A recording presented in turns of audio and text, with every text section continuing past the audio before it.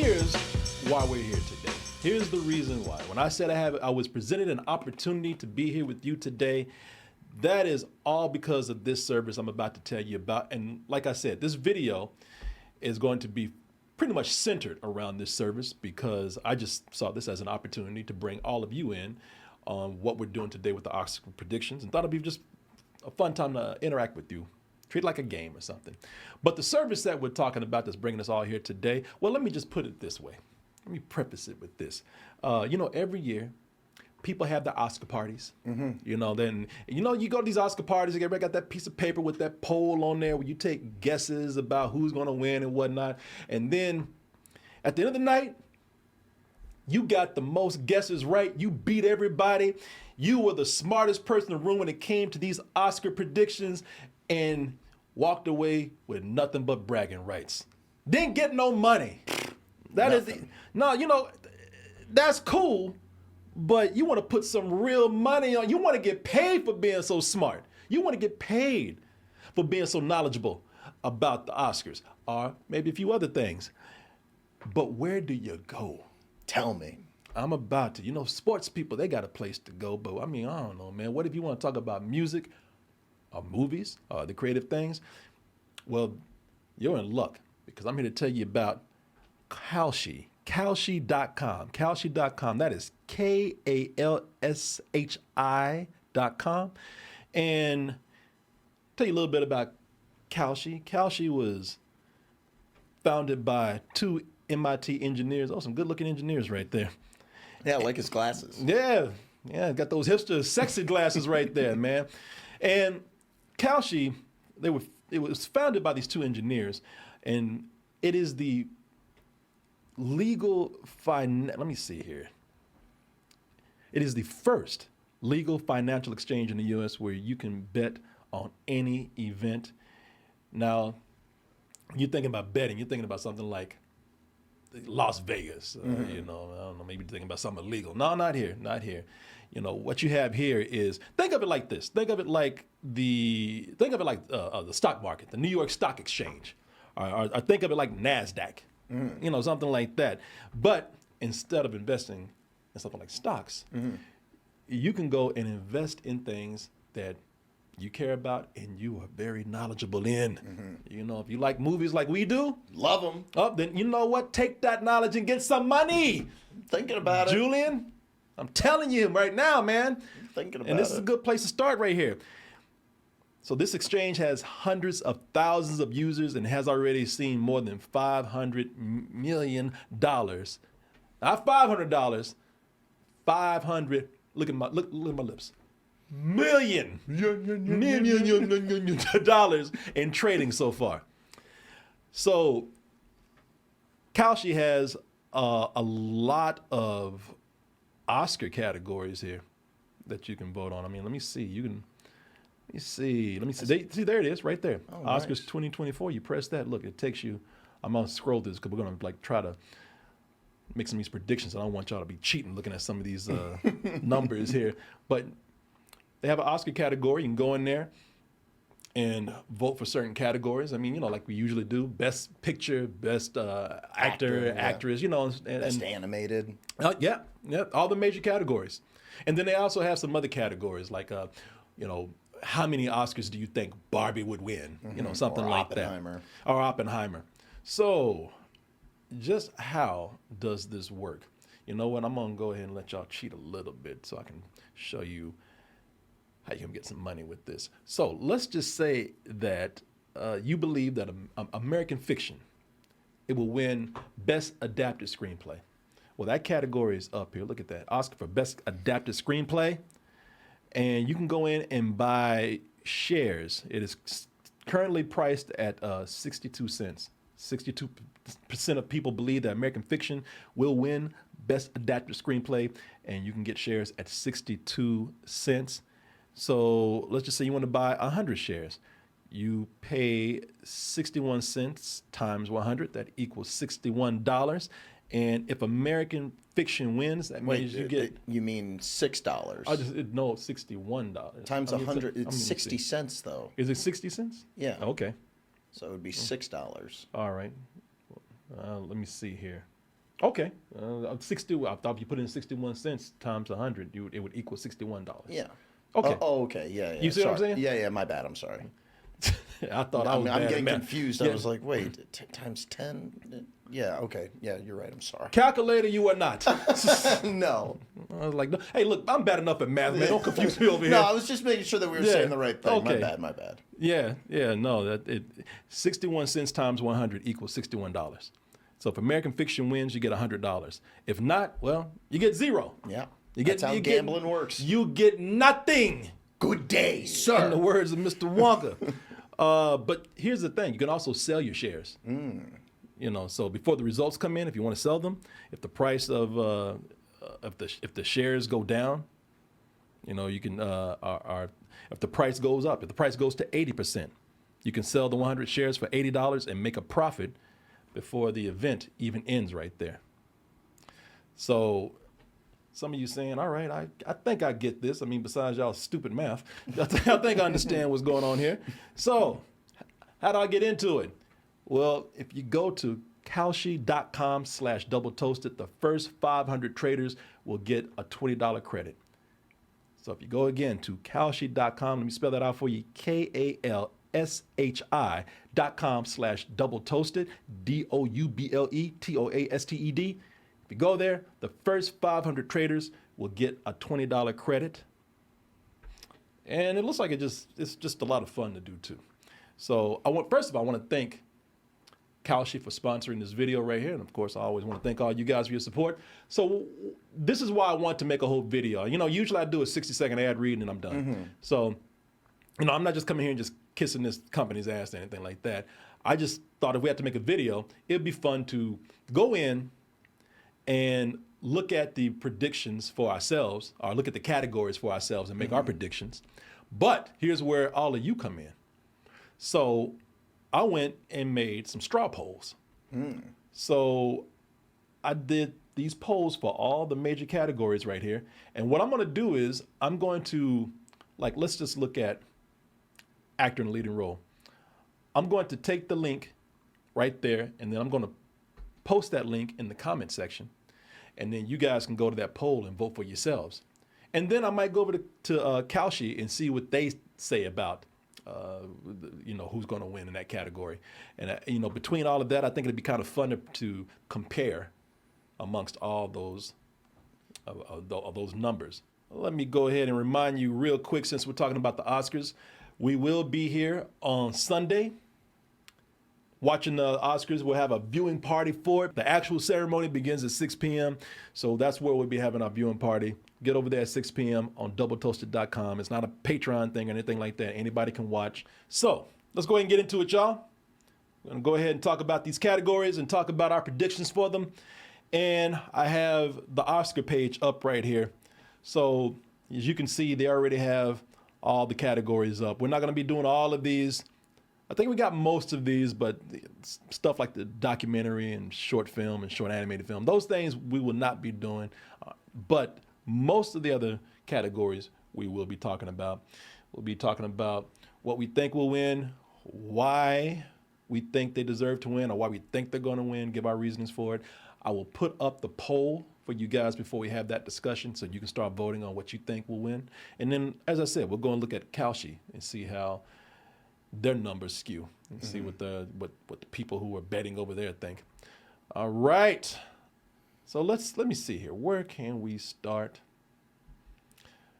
Let me go to my dashboard here. So as I told you guys, I'm going to take the link to the poll, and then I'm going to put it up in the chat. So look at this right here. I'm going to copy that link right there. I'm going to go over to the chat, to you wonderful toasties over here. I'm going to paste that link in there, and you guys can start voting while we discuss this first category. And there you are. There's the link. And that link is for the category of, I figured, why not start with Best Picture? Okay. All right. Well, let's go ahead and take a look at what movies are nominated for Best Picture right here. And if you see the poll, we have American Fiction, Anatomy of a Fall, Barbie, The Holdovers, Killers of the Flower Moon, Maestro, Oppenheimer, Past Lives, Poor Things, and something I don't think anybody's heard of. We can write that one off. Zone of Interest. Now, I don't know if you agree with me on this. I think you do, so I'm gonna speak for both of us right now. I'm just gonna put it out there and say that I feel that this movie is going to be the one to walk away with the Best Picture statue. If the Nazis have a bomb. Jesus. He knows. Look like you just snorted a bomb right now. Are you listening to me, man? Oppenheimer. I think the way you were talking before we started, that you're kind of in agreement with me on this. Oh, yeah. So Oppenheimer. You heard me say it was not my favorite movie of the year.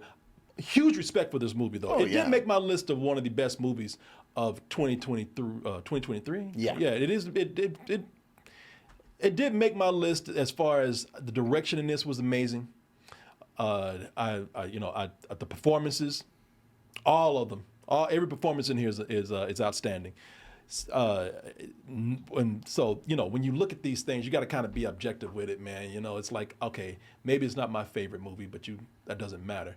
You got to see which way things are leaning, and from just from the buzz that's behind this. Yeah. I think that and Oscars, you know how the Oscars are, man. Exactly, that's what I was gonna say. Things get enough buzz where the Oscars feel people who vote on these movies. They're like, okay, well, this has to win now. And knowing the Oscars, there's certain things that check boxes. And one of the big things that they love is whenever something's historical. Yeah, that's true. That's true. So what do you think about this thing? You think this will get it? Oh, I think that Oppenheimer is probably going to win Best Picture, and I think that it has the potential to sweep. My favorite movie of the year was Poor Things. Same. Yeah. Oh, really? Yeah. Oh, yeah. Really? I didn't know that. Well, I mean, my true favorite movie was not going to get any nomination. Which was what? Skinamarink. Okay. Yeah. I know That's a movie for 7 people, and I'm one of them. And you're one of them, man. You campaigned hard, man. I Yeah. got to give it to you. No, Poor Things was my favorite movie of the year. This is Mr. McCandles. Hello, Bella.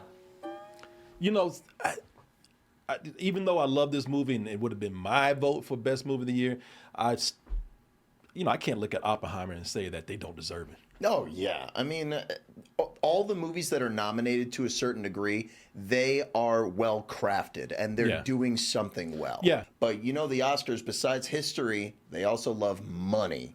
And Barbie made a ton of money. I'm going to tell you right now, Barbie is not going to win. It is not going to win Best Picture. I hope it does, just to see your face. Barbie, look, Barbie's a phenomenon. It blew everybody's mind. Everybody says one of the best movies of the year. And a lot of people, they give this movie its due. But I'm going to tell you, the Oscars are where they say, fuck that. No, we draw the line here. Get your toys out of here. Yeah, no, hell no. Look, we've been nice enough, okay? No, there you go. Wow. Everybody's in agreement. Oppenheimer, 66% from 14 votes. Poor Things, and people are still voting. Poor Things was second. And you got some believers in there, man. You got some hopefuls. Yeah, I mean, I think it's always anyone's game, right? We've had lots of surprises at the Oscars, but there's a lot of reasons why I think Oppenheimer is going to sweep this year. Yeah. I feel bad for these other movies. Like, nobody believed in these movies at all. Y'all ain't getting shit. Yeah, I mean, who knows? American Fiction could pull it out. I would actually say American Fiction before Barbie. It just, it deals with racial matters. So, people, we're not betting at all. We're just going in and looking at the numbers on Cow Sheet to see what they think. So they have all the categories here. This was Best Picture, right? And Cow Sheet's also in agreement, man. 94% say Oppenheimer. Best Actor. All right. Best Actor in a Leading Role? Yeah, let's start with that. All right, let's do that then. Because that's, I think, the most competitive one this year. Okay, and this is a little simpler. We got 5 nominees here. Our nominees for Actor in a Leading Role, Best Actor in a Leading Role, Bradley Cooper, Coleman Domingo, Paul Giamatti, Cillian Murphy, and Jeffrey Wright. And of course, Bradley Cooper's for Maestro. Coma D'Amico. I forgot, what was that for? That's what I was gonna. Oh yeah, Rustin. Rusting, yeah. Which I haven't seen. Paul Giamatti is for The Holdovers. Cillian Murphy, Oppenheimer, and Jeffrey Wright. American Fiction. So, what are you thinking? I think that it's Cillian Murphy's year, but at the same time, my pick would be Paul Giamatti, and again at the same time, Jeffrey Wright is amazing as Martin.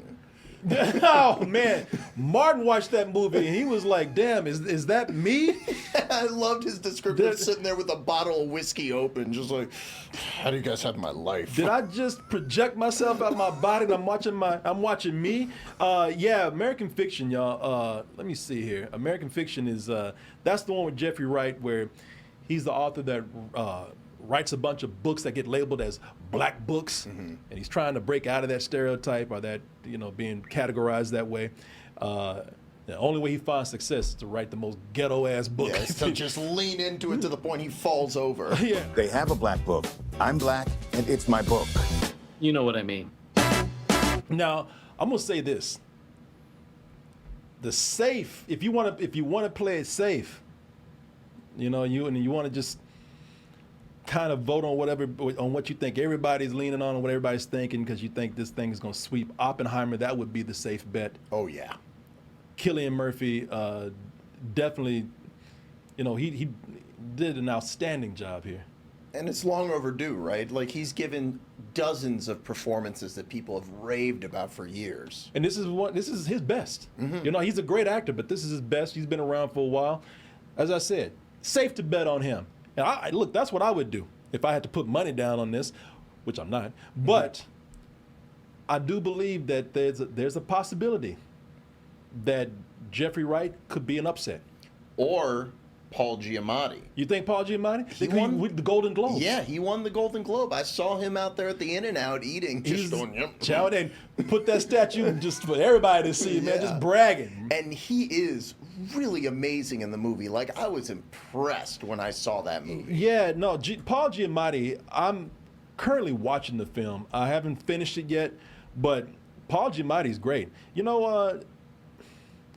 Yeah, I could see where you're coming from, man. Oh, don't sell yourself short, Mr. Coates. I truly believe that you can. He's hilarious in this role. So funny. He's amazing.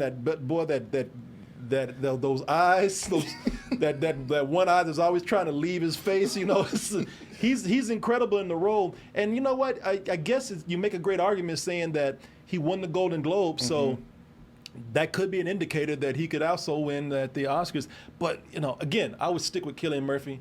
But I just I don't know what it is, man. It's just a feeling that they kind of want to give it to Jeffrey Wright. I don't know why I had that feeling. I mean, it's not a wrong feeling. I mean, that's why I brought up this category, because I think that this is one of the most competitive this year. Well, I'd give that eye an Academy Award. Yeah, it's an incredible effect. That eye is acting. Yeah, right, it is. That eye should get a supporting role nomination. That would have been awesome if they gave it a nomination for best digital or virtual or effect, whatever it's called. between Godzilla and that eye. Yeah. You want to see what the toasties say? Yeah, let's see. All right, let me go over to it. Let's see here. Let's see the results. Cillian Murphy. Wow. And look at that, man. Everybody's with you. If anybody's going to do an upset, Paul Giamatti. Yeah. Yeah. But people are pretty split. I told you, this is a very competitive year. And at the same time, we didn't mention him. Dude, Bradley Cooper, everyone's loving him. I keep seeing clips of him talking about how much he loved making that movie. So that could be another upset. He definitely has been campaigning pretty hard. It ain't going to happen. I can tell you that. Oh, my poor fellow Coleman here. Last place, which y'all are right. That he would not. He's not gonna win. Let's see what Kalshi has to say. Kalshi also agrees. Cillian Murphy, 93%. Like I said, though, don't be surprised if there was an upset. Funny enough, some people are saying Leonardo DiCaprio. Wow, that would be crazy if he won. He's not nominated. He's not nominated, y'all. Oscar, who the hell put this in here, man? I guess that's why nobody's voting on that right there. The person reading the nomination just rips a card. Leo wins. Goodbye. Kalshi said so. Paul What an Giamatti, though, upset. man. So, hey, look, a lot of people agree with you wholeheartedly that if there's going to be an upset, it would be with him. Yeah. Best Supporting Actor category. Sterling K. Brown, and that's for American Fiction. Rob De Niro, Flowers of the Sugar Moon or whatever. What's it called? Killers of the Flower Moon. Killers of the Flower Moon. Got me saying crazy shit. Flowers of the Moon of the Killers. Of the Rebel Moon. Yeah. Robert Downey Jr. for Oppenheimer, Ryan Gosling for Barbie, and Mark Ruffalo for Poor Things. And That's another one that's really competitive. I mean, all killers in there.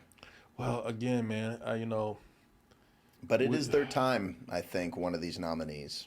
Yeah, I do too. It's just not this one. Let me see. I'm looking for a certain. There he is. There he is. So I think again, Oppenheimer. We're sweeping Oppenheimer here. Yeah. Robert Downey Jr. is going to get it. Yeah, that's what I was saying. I think it's his time. Like, he was Iron Man, which, say what you will about those Marvel movies, like, ginormous icon with that character. And now he's in a real movie, and they have a chance for him to win. He is so happy to be in like you say, a real movie now. He don't be walking around green screens all the time. Walking around in a plastic suit. Yeah, wearing a damn plastic Halloween costume and shit. Yeah, he was very good in that role. Oh, yeah.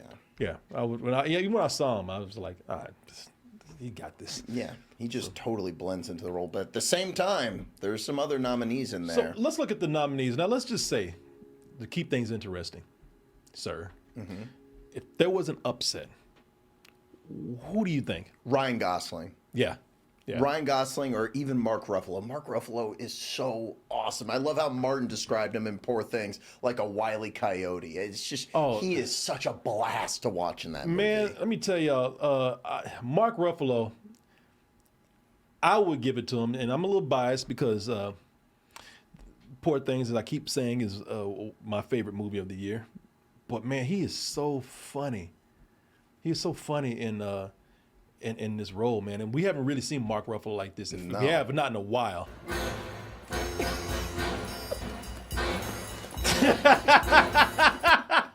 He just made me happy. Yeah. Watching this. He's so funny in this role right here. I would love to say that he would be the upset, but I don't think that would be the case. I'm with you, man. If it's gonna be anybody, it's gonna be Ryan. If an upset happens, which I don't think it will. There's a big chance for it. Have you heard about like Ryan Gosling's appearance at the Oscars? Apparently, that the dance number when they do "I'm Just Ken" is going to be the biggest one in Oscar history. Really? Yeah, over 50 backup dancers. 50 Kens? Yeah. I'm coming with you. Okay. So what are you saying is if he doesn't win, there's going to be like a Ken riot going on?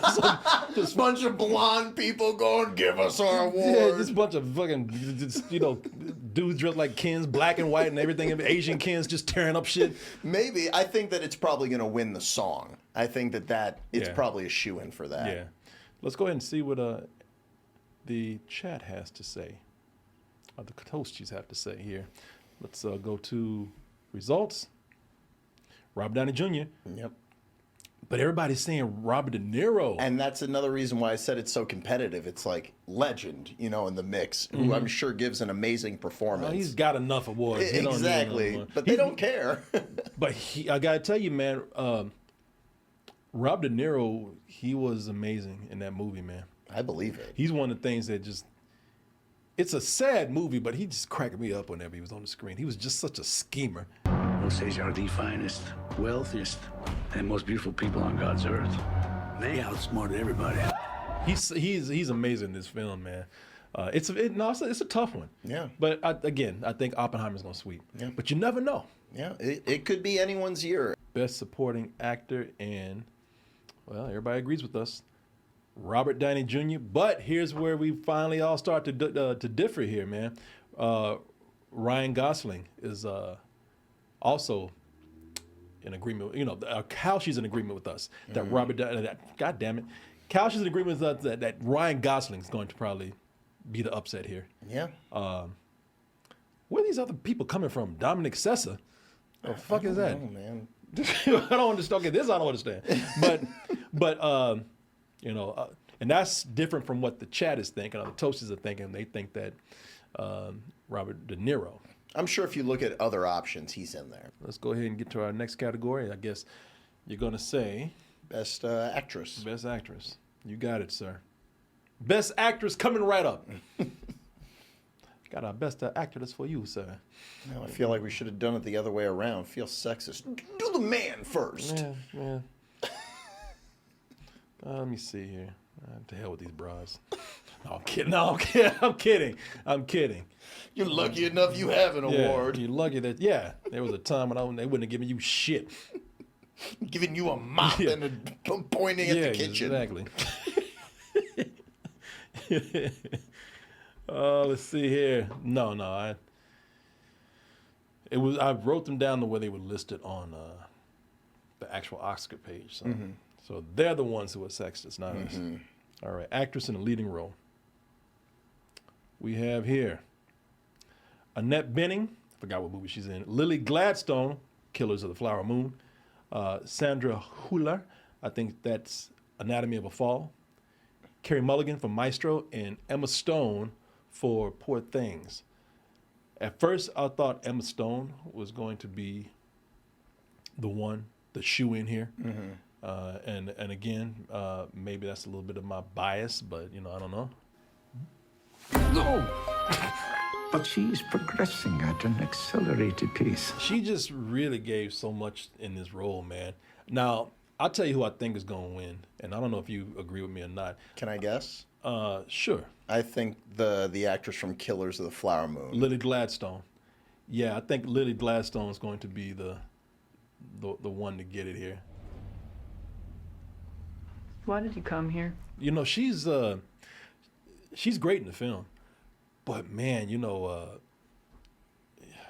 Emma Stone just had to do so much. I mean, she had to she just had to give it all. She got, the performance requires a lot of energy. She had to grow as a character in this.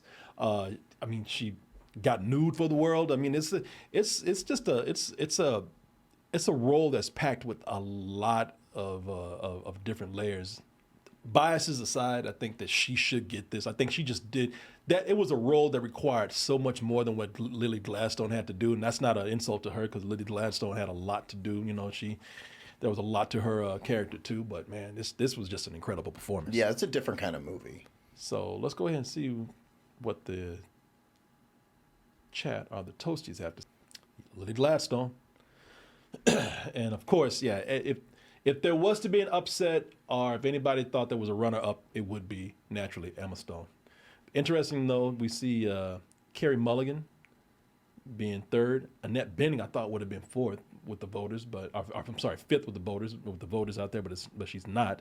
Sandra Hüller, that's the woman from Anatomy of a Fall. I thought that she would have been a little bit higher because that movie's being buzzed a lot. So who knows? Maybe another upset. Could be. Yeah, this one right here. If there was any category where I would say that there was a chance of having an upset more than others, it would be this one. I could see that. 63%. And Emma Stone, looks like they're right with this. That's the tightest we've seen. Most of the other ones, it was like 93%. That one 60-30. It's tighter than the others. Yeah, this category includes Emily Blunt, Danielle Brooks, America Ferrera, Jodie Foster, and Divine Joy Randolph. Emily Blunt is for Oppenheimer, of course. Danielle Brooks is for The Color Purple. Divine Joy Randolph is for your movie, The Holdovers. America Ferrera is Barbie, and Jodie Foster. I forgot what that was. I don't know. Maybe it's that damn movie that nobody heard of. But, all right, I'm curious, man. Yeah, I'm saying for Holdovers, Divine Joy Randolph, is that her name? Oh, really? Divine Joy Randolph. Look, she has like maybe a half a dozen scenes in The Holdovers, but I love when characters can be written in a way where they're not on screen that much, but every time they're on screen, their character makes a little bit of progress and it has a buildup and it delivers. And you see big emotional moments from these characters. And there she is right there. Yeah. And she is She's incredible in the movie. She'll pull your heartstrings for sure. Okay. She has a very tragic story in the movie, and I think she sells it. I'm gonna go with the other curvy black woman. Oh, Miss Seeley. You must ain't got no kinfolk, right? That's her right there. From The Color Purple. I would love to see her win an Oscar. She's great. Yeah. Remember her in Peacemaker? She was awesome. She was, no, that's right. She was in Peacemaker, man. And that is Danielle Brooks. Danielle Brooks, we've all seen. Yeah, she was in Peacemaker. I thought she was amazing in this film.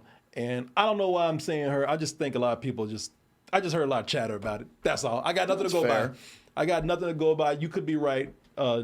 Your girl is definitely great in the movie. Oh yeah. But I don't know, man. If I keep hearing everybody say Danielle Brooks. So I'm just going by what I hear. Yeah. I got no real science behind this, no real skill behind it, no real intelligence behind it. I just heard things. Yeah, I mean, it's nice that The Color Purple is getting some play because some people are kind of saying that movie was a little bit of a bomb. Not some people. Everybody's saying that movie, shit, life numbers are saying that movie was a bomb. Yeah. I don't know if it was a. I don't know if it was a bomb. It wasn't a big hit. No, it was not. It disappeared real quick. Wonka definitely took its spotlight. Yeah, no, it's I think a lot of people, they still love that original so much, but I didn't think this was that bad. I mean, it definitely. I'll tell you what I like about it. It definitely did its own thing by being a musical. You know, it wasn't a remake of Spielberg's movie. It was just taking the source material and adapting the Broadway play, and they did their own thing with it. I wouldn't have put this up for Best Picture or anything like that, but I definitely think it's fair to have it nominated for Danielle Brooks here. Well, no, will she get it? I don't know. That's a hard one for me. Yeah, we'll see. Yeah. But let's see. You know what? This is this is one where I just can't tell. So I'm curious to see what the chat would say. It's going to end up being everyone voted for Jodie Foster. As a joke, just to mess with us. Let's see here. Let's see what the Toasties have to say. Look at the results. And there you go, man. Look at that. Divine Joy Randolph. Right as you pulled it up, someone voted for Jodie Foster. You son of a bitch. You did it on purpose. My girl is actually pretty low. Emily Blunt is second. So you have Divine Joy Randolph, 68%. Emily Blunt, 13%. Danielle Brooks, 8%. American Ferrera, they're tied. Danielle Brooks and American Ferrera at 8.33%, and Jodie Foster, that one asshole just messing with us. she came in last place with one vote. I think 4.17%. I think once you see the holdovers, I think you'll agree with me. Okay. She is just.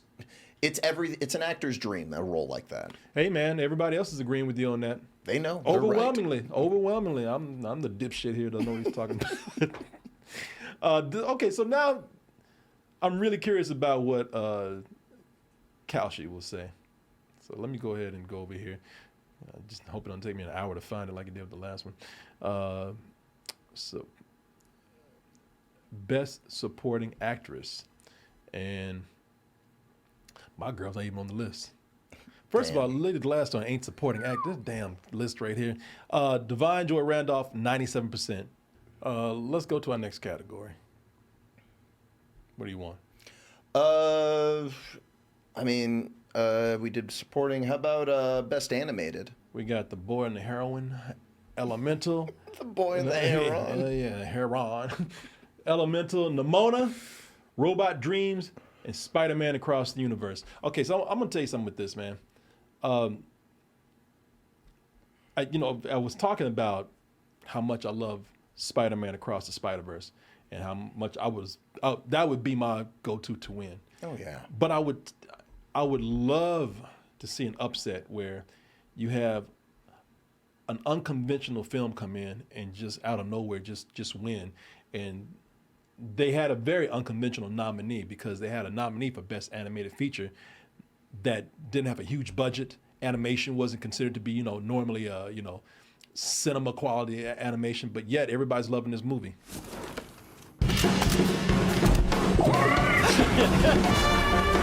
It's Robot Dreams. It's a animated movie about a dog that orders a robot friend, and everybody's saying it's very funny.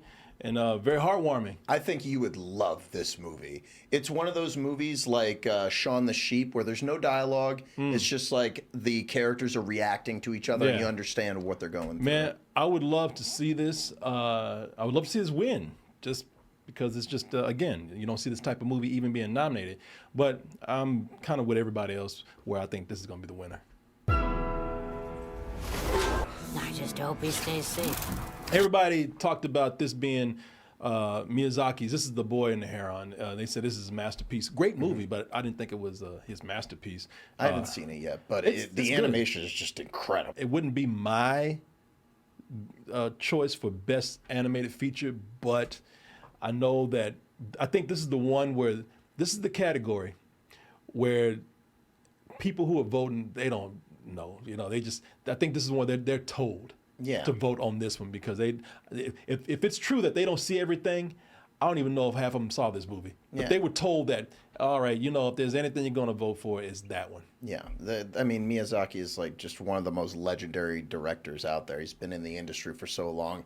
But this movie also has a Hollywood darling attached to it. Isn't Robert Pattinson one of the lead roles? For the English version, but that that doesn't. Yeah, anybody tell you go watch the Japanese version. You know that doesn't really matter. The American voice actors that they have here. Okay. But if I had a choice, though, I would love to see Robot Dreams win. Yeah, I'd give that movie a full price. I really think you'd love it. I'm gonna try to watch it, but if I think anything should, if I had my choice, it would probably be Across the Spider-Verse. Everything looks like an individual painting or a page from a graphic novel, and it's packed with so much detail, so many different styles. That's why I would pick it over Miyazaki's movie. Everything Miyazaki does is inspired and it is good. It is very good. But this is Miyazaki doing what Miyazaki usually does. I think that it's between these two movies, it's the battle of old school versus new school. Because that Spider-Man movie is revolutionary. Well, like I said, this is Miyazaki doing what Miyazaki does. I'm not saying that that's a bad thing, but I can't say that it's like taking any kind of risk or doing anything different from what he usually does. As you say, visually, Spider-Verse feels revolutionary. Let's see here. Well, let's see what the chat thinks. Or the Toasties, what do they think? They feel differently. They feel Spider-Man Across the Spider-Verse will win. Hey, listen, if there's an upset, I hope it does. I mean, they overwhelmingly think that. 66% as compared to The Boy and the Heron, 22%. Nimona is third with 4%. Robot Dreams, 4%, tied again, 4.35.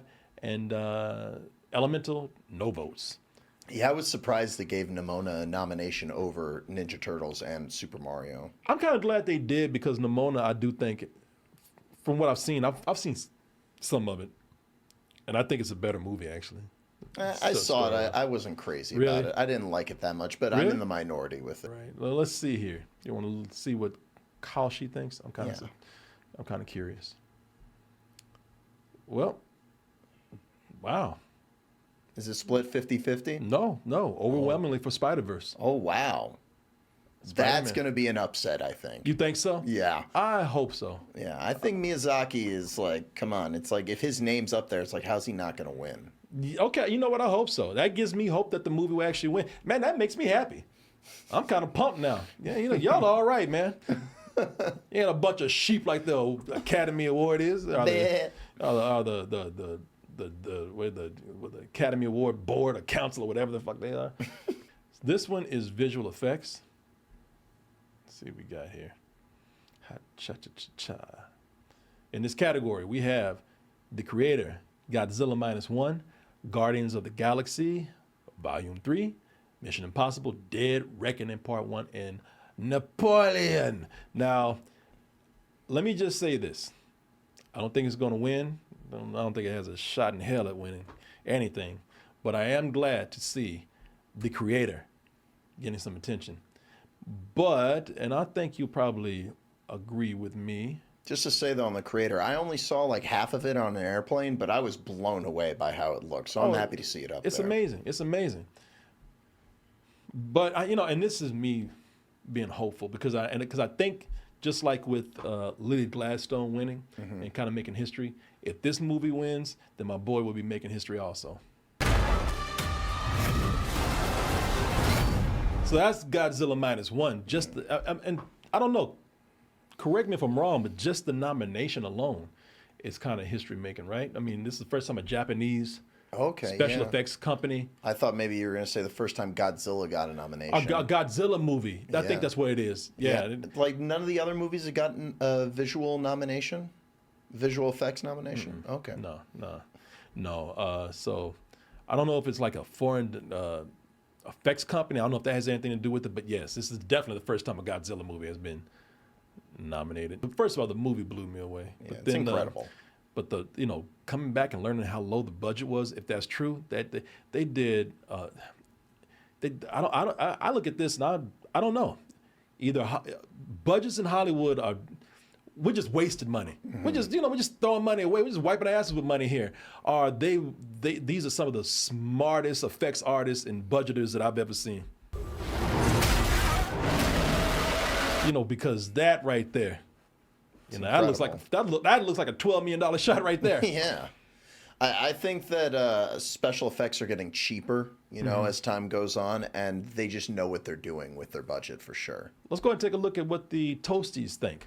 See the results here. Wow, the creator. A lot of fans. Okay, Godzilla -1 just did an upset right there. 45%. The creator 40%. Guardians of the Galaxy.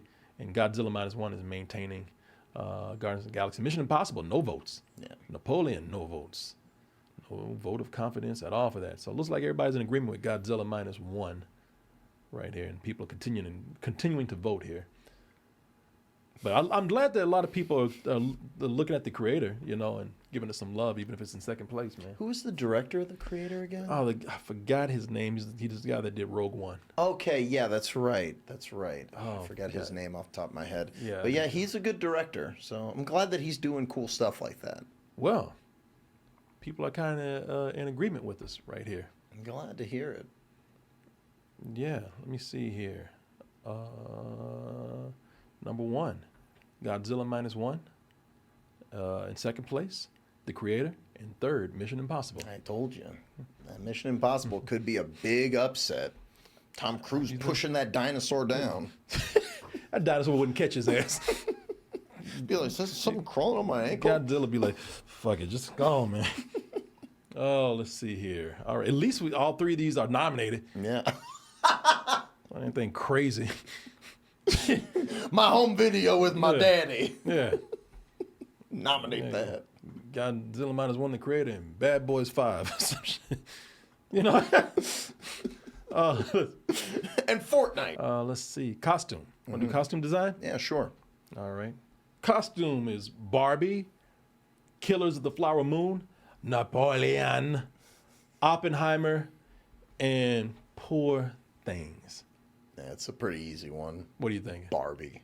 100%. Really? I would say Poor Things because I love the way that looks. But dude, Barbie, that brought pink back into fashion. Sure did. I mean, what's a Barbie known for? Dressing them up in clothes. That is true.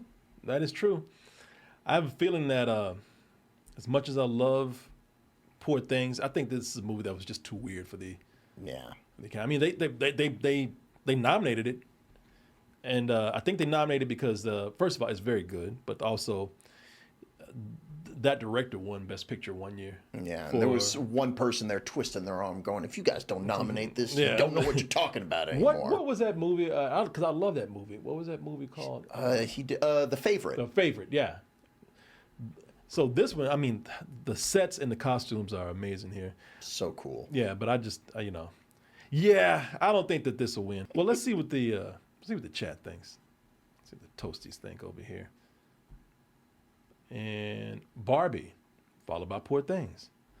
I would put Napoleon over Oppenheimer, but they didn't think that here. So Barbie's at 57%, Poor Things 21%, Oppenheimer 14%, Napoleon 7%, and no one voted for Flowers, or Killers of the Flower Moon. Let's see what Mr. Kaushi thinks over here. I think they have that category up. Oh, that was best costume, right? Mm-hmm. All right. And hey, they think just like us. Smart. Barbie, Poor Things, but things are different here. They say Napoleon. Yeah. So they're very much in agreement with you. Yeah, period pieces do well at the Oscars, so they love that history. I think it's silly that they nominated Oppenheimer. I can't think of what they should have nominated over it. Hell, I would give it to Godzilla before I nominated Oppenheimer for costumes. But yeah, that was kind of, just about people wearing suits. Gray suits. Yeah. So let's go ahead and look at the cinematography here. El Conde, I think that might be the Jodie Foster movie. I don't know. Maybe I'm wrong. Killers of the Flower Moon, Maestro, Oppenheimer, and Poor Things. It's a hard one for me. What are you thinking? Man, Oppenheimer shot they filmed a nuke. Like, they did it. I mean, the way that Oppenheimer visualized someone thinking, I thought that was pretty brilliant. Yeah, and Christopher Nolan's very meticulous with cinematography, so I think you're right. I think that this will be the one to get it. Probably fought. Let's see. What do you think would be the upset here? The upset, I mean, I'd love to see Poor Things win this. That is also an awesome movie, but at the same time, Maestro, that was one of the strongest things about it, was how it looked. Yeah, I will say this. One of the things I said after seeing Maestro, I was like, I don't know how I feel about this film. I think it's lacking in certain areas, but the cinematography was amazing. If summer doesn't sing in you, then nothing sings in you. I'm Lenny. Hello, Felicia. This is this looks great, but it's not. There's no competition here. Oppenheimer, that's going to be the one. Oh yeah, for sure. And Oppenheimer, wow, they're not in agreement with us at all with Maestro. Maestro is in fourth place, but Oppenheimer's first, followed by Poor Things, followed by Killers of the Flower Moon, El Conde. People are like, we don't know what the hell that is. So I'm glad that people are putting Poor Things second. I really love the look of that movie. That's one of the things that made me fall in love with it. The way that they use fisheye lens in that, just incredible. Yeah. They might not have done that because we're getting into smaller categories now. But I'm very curious to see what they think. That's a smaller one, man. That's a pretty big one in my mind. I think it is, but yeah, it's not there. Cinematography is not on there. So, looking at the nominations for sound, we have The Creator. That's the one I'm surprised about. Maestro, Mission Impossible: Dead Reckoning, Oppenheimer, and Zone of Interest. Oppenheimer. Yeah, 100%. Come on, man. Maestro might be able to pull it out because it's about a musician, but I wouldn't give it to him. I mean, Christopher Nolan had people going around talking about, wow, that's a piece of dialogue now in his movies. So, yeah, I think Oppenheimer would get that. I mean, one of the things I can say about Oppenheimer that I did love, the sound. You go and watch this in a theater with great speakers or a great sound system, in which we weren't in one that had great speakers, but even then it was pretty amazing. So yeah. Yeah, I agree. What would you say a second? Let me see them. All right. See. Well, you said let me see them. I almost went like that. Oh my God, no! No, I'm sorry. Put those milk duds away. Man, I don't know. Like, again, maybe a pity win for Tom Cruise with Mission Impossible, but yeah, as far as sound goes, like, no contest. It's Oppenheimer. Somebody said sound is not score. I didn't say score. I said sound. Yeah. I took this straight from the Academy's page. Okay. Yeah. So, hold your fucking horses. Relax. Yeah. What the fuck are you talking about? Difference. Now you know that's not music, right? I know. Do you? God damn it. I mean, did I accidentally say score? I'm sorry if I did. No, you didn't. Tell you what, the score is -1 for whoever wrote that. Somebody said it's an easy win for Zone of Interest. Maybe, I don't know. I didn't see the movie, so it could be. Let me see here. It could be. Let me see what y'all think. Let's see what the Toasties think. And the results say Oppenheimer, Zone of Interest. Okay, I gotta look at the Zone of Interest right here. Yeah, pull up the trailer. Yes, because I've been talking about this movie. Now I'm feeling like an asshole because I'm making fun of this film. Zone of Interest is not a tight second, but it is second. The Creator's third. Maestro and Mission Impossible are tied for last place. I don't think that sound is in Kalshi, but I'll take a look and see. Oh, Oscar for Best Sound. Here we go. Well, they think like us. Oppenheimer's #1, but Zone of Interest is second. and the creator's third. Wow, okay. Category for Best Original Score, we got American Fiction. This pissed off Julian. Indiana Jones and the Dial of Destiny. Killers of the Flower Moon. Oppenheimer. And Poor Things. Indiana Jones is my vote. Right. I don't know, man. Original score. Okay, so Original, not best soundtrack from 40 years ago. I know. Sorry, I'm sorry. 50. I'm sorry. All right, how about, let me see here. I got a choice, though, for this one. Well, you know what? This is, let me see if I can find it here. I don't know if this is too weird because if we're talking about original, you don't get no more original than this. Fuck. Somebody beating the shit out of a bagpipe, but I love it. I love it. You don't get no more original than that. I love those Dr. Seuss instruments. Yeah, and this movie had like I said, a very original score. And you know, if you listen to that part right there, you might think it's annoying, but when you watch the movie, it fits. Bella, this is Mr. McCandles. So do you think it has a chance of winning? I really think that it does. Like, as far as music goes, like, you always want your music to feel unique to the film. And this music just fits in like a perfect puzzle piece. If you're talking about just in the context of filmmaking overall, I mean, it was true to the nature of the film, the look of the film, the tone of the film. But I don't know, man. If I had to look at anything else, I don't know. As much as I really like American Fiction, the score didn't stand out to me. No, not at all. Which is a good thing, right? If you don't notice the music, that's usually a good thing. But if it doesn't stand out, you know, it doesn't stand out. With Poor Things, it stood out. Yeah, here I didn't understand. I didn't even notice the score here. And I don't mean that as an insult. I mean, I'm sure it was got nominated. It was done very well. I don't know, man. I don't know. I'm gonna go with Poor Things. Yeah. I don't know what else to like. I don't even know what else to do with the rest of this. It's gonna be between Oppenheimer and Poor Things. Yeah, okay, let's see what the Toasties think right here. Oh, they think Oppenheimer, and then y'all fucking around now. Indiana Jones and Dial of Destiny. Poor Things is tied with Indiana Jones. American Fiction is in fourth place, and Killers of the Flower Moon, no votes. I'd be very interested to see what Mr. Kalshi thinks. Let me see.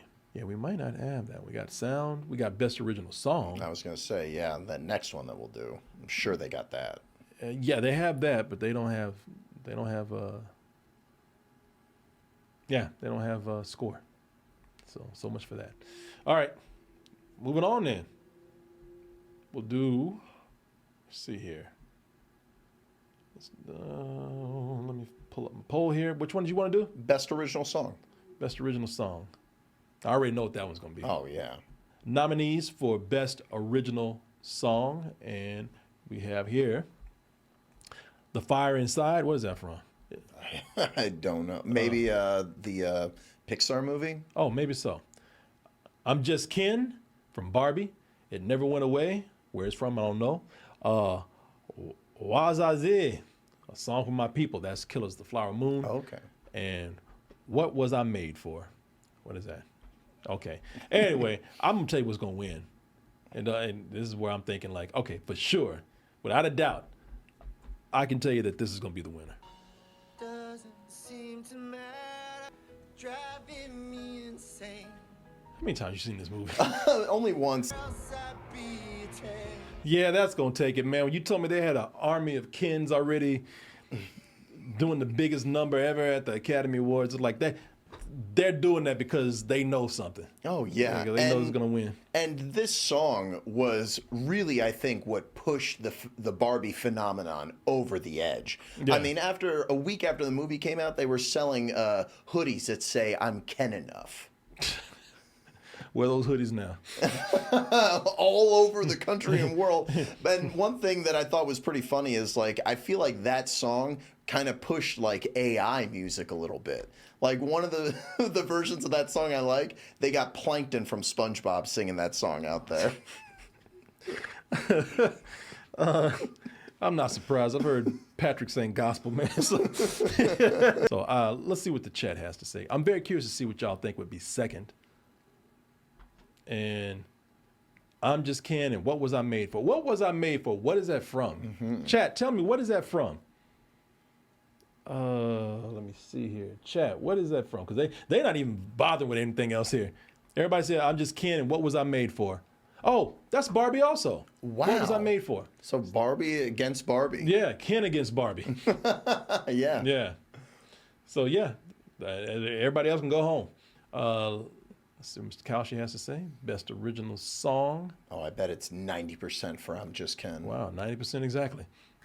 Look at that. And, oh, no, 90% is What Was I Made For? Wow, that's going to be an upset, I think. Okay. And 14% for I'm Just Ken. Yeah. And Waza Hazaza is a song for my people. That's his third from Killers of the Flower Moon. All right. That would be a huge upset, but no one would be able to say anything about it if that won. Yeah, it's Barbie versus Barbie. Writing for Best Original Screenplay. Anatomy of a Fall, The Holdovers, Maestro, May December, and Past Lives. What are you thinking? I'm thinking Holdovers. Holdovers? Yeah, Okay. I think that this will be the one. Yeah. You know what? Seeing how much people are loving that movie, people like who are just, saying that it's going to get certain accolades just by doing these polls. I believe that you brought up the Golden Globes. I believe the Holdovers could be that. But people are talking, you were saying a lot of buzz around Anatomy of the Fall, so maybe that'll pull it out. If I had to go second, I would do that. But I think you're right. The Holdovers would do it. But let's go ahead and see what the Toasties think. Surprised Maestro got anything. The Holdovers and Anatomy of a Fall are in the top. The Holdovers, 47%. Anatomy of a Fall, 23%. May December, 11%. Past Lives, which I saw on a plane, is actually a great movie. 11% also, tied. And Maestro is last place. Let's see what Mr. Kalshi has to say. Anatomy of a Fall, 71%. And The Holdovers, 30%. And May December in third. But actually nothing. I don't know. I don't see no numbers down there, but there you go. So, yeah, kind of right. I mean, kind of in agreement. Both those will be up there. Best Adapted Screenplay. American Fiction, Barbie, Oppenheimer, Poor Things, Zone of Interest. American Fiction. Yeah, I think so too.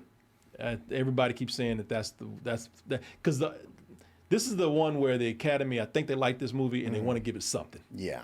And American Fiction, usually when you have these smaller movies that won't get anywhere near, getting Best Picture, they go ahead and show a little appreciation by giving it the best adapted screenplay. Like when Pulp Fiction came out, I think it was nominated for Best Picture, but it got Best Screenplay. What do you think would be second, though?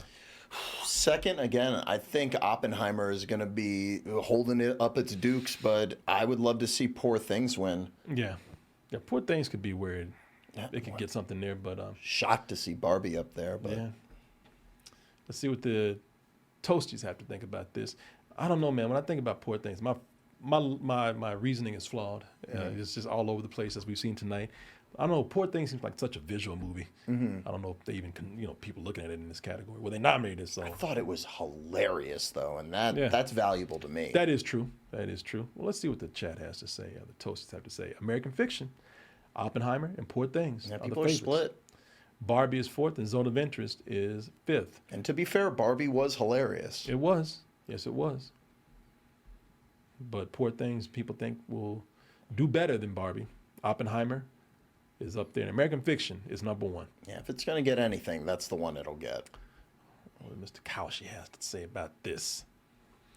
What are we doing? The best adapted screenplay? I do believe they agree with us.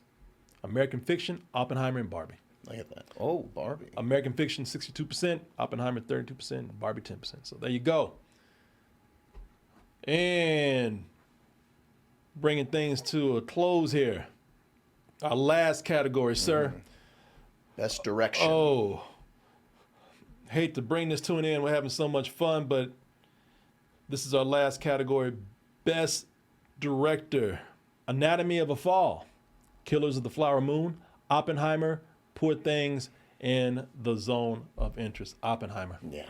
I mean, No that's brainer. yeah, that's the given. I don't even why we say that one for last. We know what it's going to be.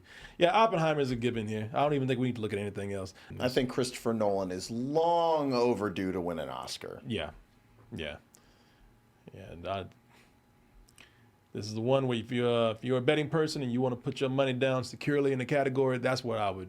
That's the one I would do it in. But hey, what do we know? I think Oppenheimer is a safe bet across the board. Yes. But let's hear what the Toasties have to say. And they agree. Oppenheimer, 68% Poor Things. Second place, 25% Zone of Interest, 6% Anatomy of a Fall, and Killers of the Moon. Didn't even register with people right there. They said, you get nothing. And Mr. Kalshi, for our last category, says Best Director. Oscar for Best Director, Mr. Kalshi says, goes to Christopher Nolan. 98%. Martin Scorsese, second place with a very small 3% for Killers of the Flower Moon, and Alexander Payne gets nothing. But he's just mentioned. He gets mentioned. You can pick him if you like. If you like. All right, y'all. There you go. Hopefully we helped you with your Oscar viewing party. If you're having a poll there, maybe this will give you a little bit of an edge over everybody else. And hey, I know I'm if you may want to put some money down, then check out Kalshi. You go over there and use our code kalshi.com/doubletoasted. The first 500 traders will get a $20 credit. Take advantage of it while it lasts. And hey, I want to thank you guys for being here. Thank you for being here, Julian. Thank you for having me. Toasties. What? Cokie, why are you doing this, man? That picture of Billy. No, that picture of Martin. Poor Martin. Oh, poor Martin. That's what they should have put there, man. Poor thing.